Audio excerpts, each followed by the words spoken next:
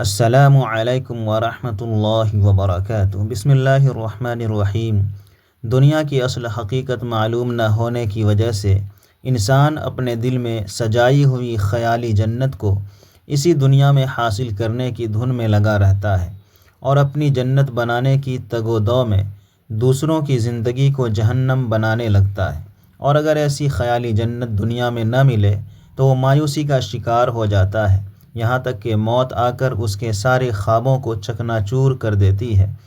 قرآن کی ایک آیت میں اللہ تعالی نے انسان کی زندگی کی حقیقت کو بہت ہی معنی خیز انداز میں پیش کیا ہے۔ اعلموا انما الحیاۃ الدنیا لعب ولہو وزینۃ وتفاخر بینکم وتکاثر فی الاموال والاولاد کمثل غیث اعجب الکفار نباته ثم یہیج فتراہ مصفرا ثم يكون حطاما وفي الآخرة عذاب شديد ومغفرة من الله ورضوان وما الحياة الدنيا إلا متاع الغرور۔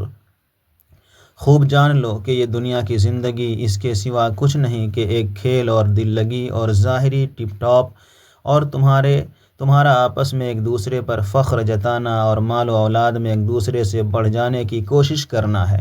اس کی مثال ایسی ہے جیسے ایک بارش ہو گئی تو اس سے پیدا ہونے والی نباتات کو دیکھ کر کاشتکار خوش ہو گئے، پھر وہی کھیتی پک جاتی ہے اور تم دیکھتے ہو کہ وہ زرد ہو گئی، پھر وہ بھوس بن کر رہ جاتی ہے۔ اس کے برعکس آخرت وہ جگہ ہے جہاں سخت عذاب ہے اور اللہ کی مغفرت اور اس کی خوشنودی ہے۔ دنیا کی زندگی ایک دھوکے کی ٹٹی کے سوا کچھ نہیں۔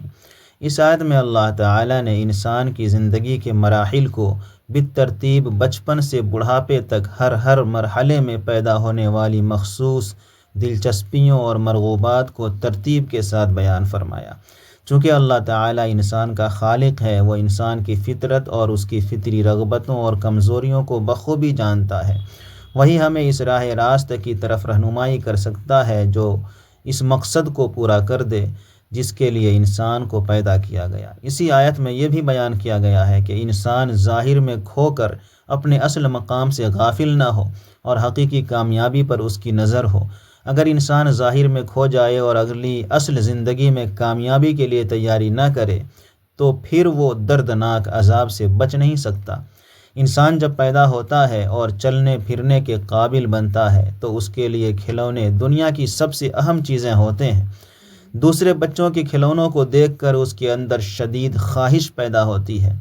اس وقت ایک بچے کے لیے یہ کھلونا سب سے قیمتی متاع ہوتی ہے۔ اس کے سامنے ایک طرف جواہرات رکھے جائیں اور دوسری طرف ایک نیا کھلونا رکھ دیا جائے تو وہ کھلونے کو ترجیح دے گا۔ قرآن اس مرحلے میں زندگی کے ابتدائی ایام میں دلچسپیوں اور کھیلنے اور دل بہلانے کو لعب سے موسوم کرتا ہے۔ جب بچہ لڑکپن کی عمر کو پہنچ جاتا ہے اور ہائی اسکول میں داخل ہو جاتا ہے تو اس کے لیے تفریح اور لطف اندوز ہونے کے جو مواقع ملتے ہیں ان کے ذریعے فرحت و لذت حاصل کرنا ہی اس کا مقصد بن جاتا ہے۔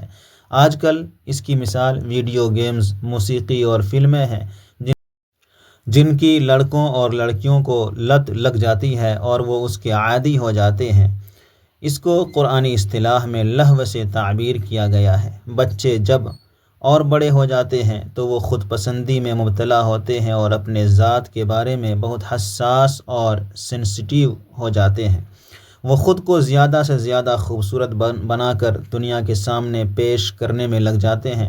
لڑکے جم جا کر دوسروں کے لیے جاذب نظر بننا چاہتے ہیں، وہیں لڑکیاں میک اپ کرنے لگتی ہیں، اپنا وزن کم کرنے کی کوشش کرتی ہیں اور خود کو خوبصورت سے خوبصورت دکھانے کی کوشش کرنے لگتی ہیں۔ اگر وہ خود کو بہتر دکھانے میں ناکام ہونے لگتی ہیں تو ان پر مایوسی چھانے لگتی ہے۔ ان کے نزدیک اچھا نظر آنا دنیا کی سب سے اہم چیز بن جاتی ہے۔ اس کو قرآن زینت کہتا ہے، جس کو حاصل کرنے میں لڑکے اور لڑکیاں اپنے ہم عمروں میں ایک دوسرے سے سبقت لے جانے کی کوشش کرتے ہیں۔ آج کل سوشل میڈیا پر خود نمائی کرتے ہوئے دوسروں کی مدح حاصل کرنے کے لیے بہت سارے پلیٹ فارمز بنے ہوئے ہیں، جیسے فیس بک، ٹک ٹاک اور انسٹاگرام وغیرہ۔ انسانی زندگی کا اگلا مرحلہ تفاخر کا ہے، جس میں انسان ایسی چیزیں حاصل کرنا چاہتا ہے جس سے اس کو معاشرے میں نمایاں مقام حاصل ہو۔ اس کے لیے ایسے تعلیمی شعبے کا انتخاب کیا جاتا ہے جو ان کو معاشرے میں ممتاز مقام عطا کرے۔ وہ سب سے بہترین کورس اعلیٰ ترین یونیورسٹی سے حاصل کرنا چاہتا ہے۔ تعلیم کے ذریعے ایسا کیریئر اور پیشہ اختیار کرنا چاہتا ہے جس میں زیادہ سے زیادہ پیسہ کمایا جا سکے۔ تعلیم کا حصول بھی اسی غرض کے لیے ہوتا ہے کہ زیادہ سے زیادہ مال کمایا جا سکے۔ تعلیم سے فارغ ہونے کے بعد وہ ایسا کیریئر اختیار کرتا ہے جو مال و دولت اور شہرت کمانے میں امتیازی شان حاصل کرنے کا ذریعہ بن جائے۔ یہ مال کمانے کا ابتدائی مرحلہ ہوتا ہے اور اس کے ساتھ ہی اس کی سب سے بڑی خواہش ہوتی ہے کہ اس کو ایسا جیون ساتھی ملے جو اس کے خوابوں کے عین مطابق ہو۔ تعلیم، پیشہ اور اپنا ہم سفر، ایسی چیزوں پر انسان دوسروں کے مقابلے میں اپنے آپ کو ایسے مقام پر دیکھنا چاہتا ہے جس پر اس کو فخر ہو۔ اس کے بعد کا مرحلہ ہے مال اور اولاد میں ترقی کی منازل طے کرنا، جس کو قرآن کے الفاظ میں تکاثر فی الاموال والاولاد فرمایا گیا۔ اس مرحلے میں انسان زیادہ سے زیادہ مال کمانے، اچھی سے اچھی رہائش تعمیر کرنے اور اپنی اولاد کو ترقی کے منازل طے کرانے کے بارے میں سوچتا ہے۔ مال و اسباب کے جمع کرنے کی ایسی ریس میں شامل ہو جاتا ہے جس کی کوئی حد نہیں ہوتی۔ حل من مزید کی دھن میں وہ اپنی صحت کو بھی داؤ پر لگا دیتا ہے۔ مال میں تکاثر اور اولاد کی ترقی ہی کامیابی کی معراج بن جاتی ہے۔ انسان تفاخر اور تنافس کی نفسیات کے ساتھ جینے لگتا ہے اور ہر محفل میں گفتگو کا موضوع یہی ہوتا ہے کہ میں فلاں کاروبار، کمپنی یا فیکٹری کا مالک ہوں، میری رہائش ایسی اور ایسی ہے اور میرے بچے امریکہ اور یورپ میں اعلیٰ تعلیم حاصل کر رہے ہیں یا وہ بڑے عہدوں پر فائز ہیں۔ تفاخر و تنافس کی نفسیات کے ساتھ انسان کی زندگی گزرتی رہتی ہے یہاں تک کہ اس کا جسم اس کی خواہشات کا ساتھ دینا چھوڑنے لگتا ہے۔ سماعت، بصارت اور دیگر قوائے جسمانی جواب دینے لگ جاتے ہیں، لیکن جینے کی آرزو اور بڑھنے لگتی ہے۔ اس حال میں کہ انسان اپنی آخری منزل کی طرف طوعاً و کرہاً رواں دواں ہوتا ہے، اسی بات کو قرآن نے دوسرے مقام پر فرمایا، الہاکم التکاثر حتی زرتم المقابر۔ تم لوگوں کو زیادہ سے زیادہ اور ایک دوسرے سے بڑھ کر دنیا حاصل کرنے کی دھن نے غفلت میں ڈال رکھا ہے، یہاں تک کہ اسی فکر میں تم لبے غور تک پہنچ جاتے ہو۔ سورۃ الحدید کی آیت میں انسانی زندگی کے اس رویے کو بیان کیا گیا ہے جس کو عموماً دنیا میں انسانوں کی اکثریت اختیار کرتی ہے۔ لوگ دنیا کو خانے یغما سمجھ کر برتتے ہیں، یعنی ایسی جگہ جس سے حتی الامکان حد تک لذت اندوز ہو سکیں، لیکن یہ ظاہر بینی کا نتیجہ ہے۔ انسان ایک خیالی جنت کو دل میں سجائے رکھتا ہے اور اس کی تلاش میں سرگرداں رہتا ہے۔ ایک طرف انسان کے دل میں خواہشات کا ایک سمندر رکھ دیا گیا ہے، لیکن اللہ تعالیٰ نے اس دنیا کو اس طرح بنایا ہے کہ یہ دنیا انسان کی لامحدود خواہشات کو پورا کرنے کی متحمل نہیں۔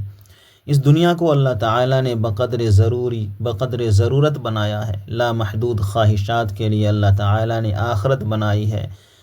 کچھ مفکرین کا خیال ہے کہ انسان اس کرۂ ارض کا باشندہ ہے ہی نہیں۔ انسان کو اللہ تعالیٰ نے جنت کا مکی بنا کر پیدا فرمایا اور اس نے جنت ہی سے اپنا سفر شروع کیا تھا۔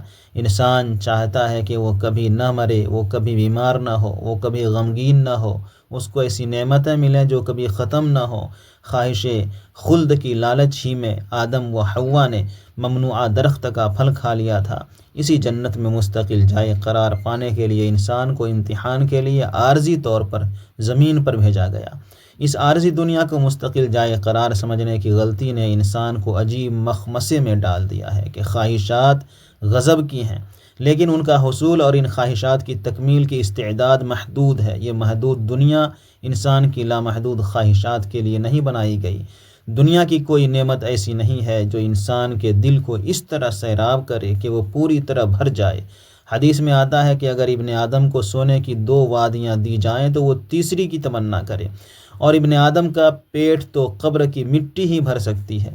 ہر نعمت کے ملنے سے قبل انسان اس کے لیے تڑپ اٹھتا ہے۔ نعمت کے مل جانے پر اس کو بہت خوشی ہوتی ہے، لیکن یہ خوشی بہت جلد معدوم ہو جاتی ہے اور انسان اس سے خوب تر نعمت کی حسرت اپنے دل میں پیدا کر لیتا ہے۔ اس طرح ایک نامعلوم خیالی جنت کی تلاش مسلسل جاری رہتی ہے۔ دنیا کی نعمتوں کی ایک حقیقت یہ ہے کہ جس طرح انسان کی صحت ایک حد کے بعد زوال پذیر ہوتی ہے، اسی طرح یہاں کی نعمتیں بھی تغیر پذیر اور زوال پذیر ہیں۔ سورۃ الحدید کی اسی آیت میں اس کو ایک مثال سے تشبیہ دی گئی ہے کہ بارش ہوتی ہے اور اس کے نتیجے میں کھیتی لہلہا اٹھتی ہے اور کاشتکار کا دل خوش کر دیتی ہے، اور یہ کھیتی پھر زرد پڑنے لگتی ہے اور بالآخر بھس بن جاتی ہے۔ اس مثال میں یہ بتلایا گیا ہے کہ ہر شے متغیر ہے، پہلے اس کا عروج ہوتا ہے، پھر وہ چیز زوال پذیر ہونے لگتی ہے۔ دنیا میں بھی انسان کمزوری سے سفر کرتے ہوئے عین جوانی کی حالت میں پہنچتا ہے، اس کے بعد اس پر بتدریج ذوف طاری ہونے لگتا ہے۔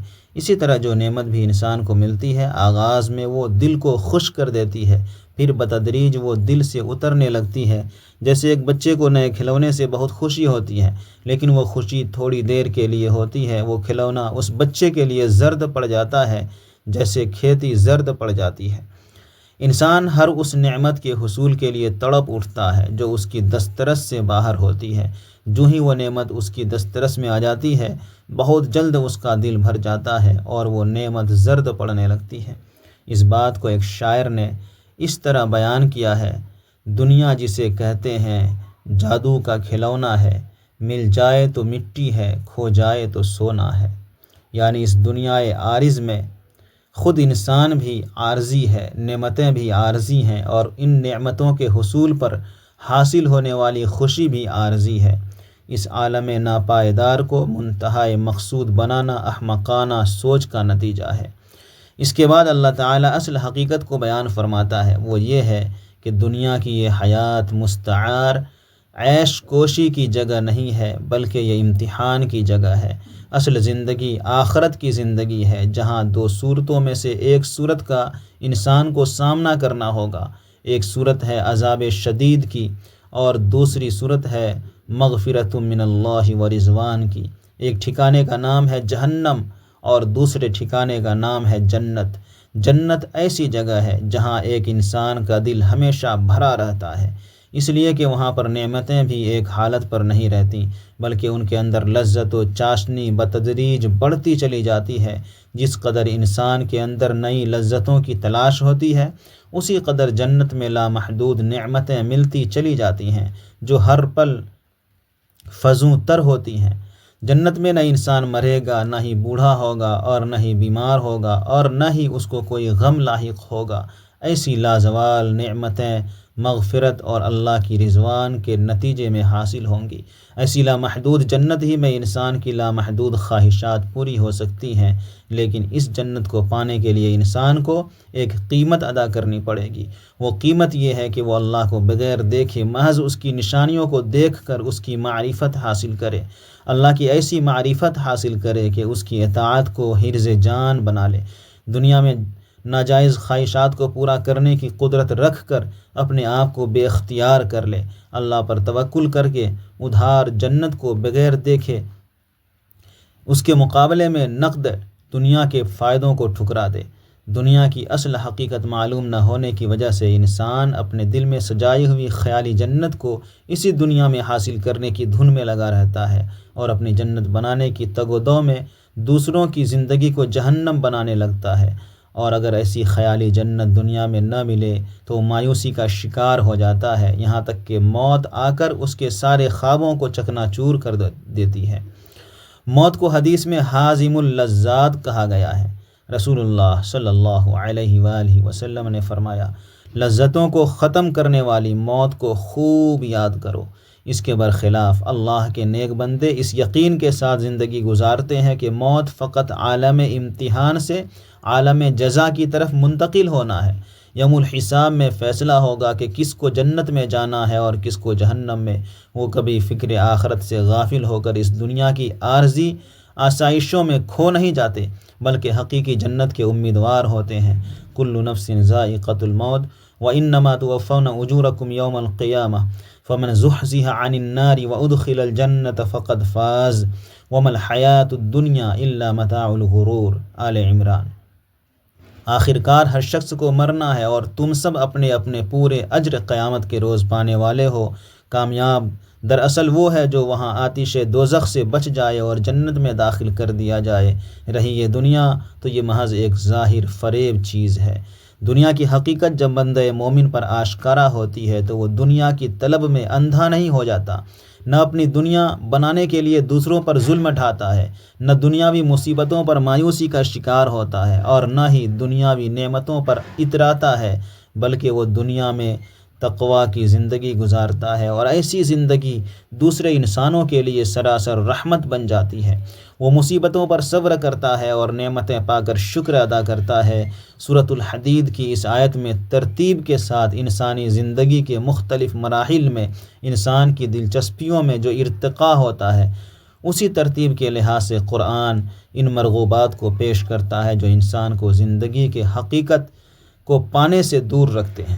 یہ بھی ہو سکتا ہے کہ ایک فرد کو ساری زندگی کھیل اور تماشے سے دلچسپی ہو، کوئی ساری زندگی تفاخر میں جیتا ہو، کوئی ایسا بھی ہو سکتا ہے کہ جس کی ساری زندگی مال و دولت کی محبت اور شہرت کے حصول میں گزر جاتی ہو۔ ناظرین، آئیے اللہ تعالیٰ سے دعا کریں کہ اللہ تعالیٰ ہمارے دلوں سے دنیا کی محبت نکال دے اور ہمیں آخرت کی تیاری کی توفیق عطا فرمائے۔ سامعین، آپ سے گزارش ہے کہ میرے چینل کو ضرور سبسکرائب کر لیں۔ پھر ملتے ہیں اگلی ویڈیو میں۔ اللہ حافظ۔